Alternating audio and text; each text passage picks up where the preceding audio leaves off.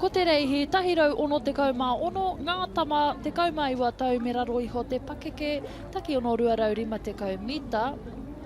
Ko te whiringa whaiti te ihu, tuatahi tēnei o ngā whiringa whaiti e rua. Kei te ara tuatahi te wharekura o Mauao, Hamilton Boys High School kei te ara tuarua, te wharekura o Kirikiriroa, Rotorua Boys High School kei te ara tuawha, te kura kaupapa Māori o Ngāwiri a Māui, Rotorua Boys High School, Gisborne Boys High School, te kura Māori o Porirua, Shirley Boys High School kei te ara tua iwa. Kei te ara tua Ngāhuru Onewhiro Area School, Waiheke High School me Ngātai a te wharekura kei te ara tua Ngāhuru Mārua.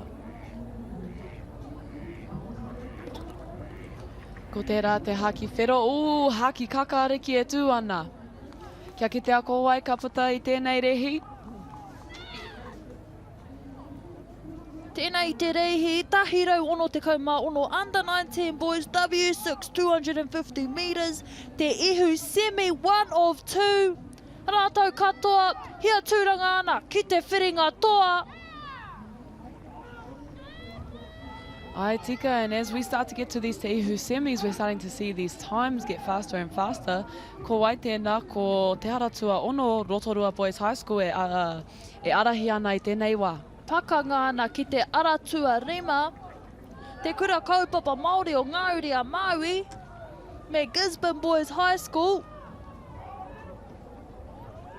Ko wai e te whānau, ko wai!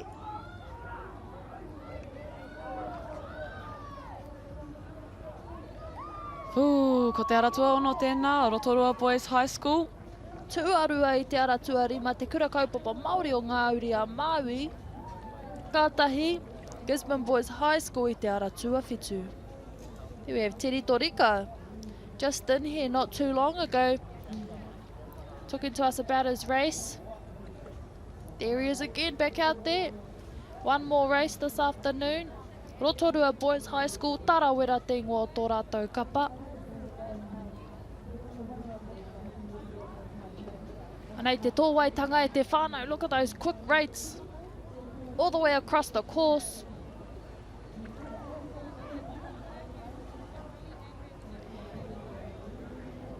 And there's a replay. I think this is about halfway through the race.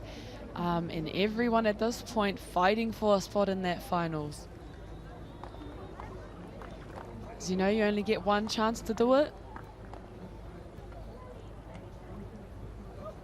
Here we have Rotorua Boys High School. Hoki atu ana ki te kāinga. Whakahoki a ngā waka. Have a quick snack and ready for their final in about an hour's time.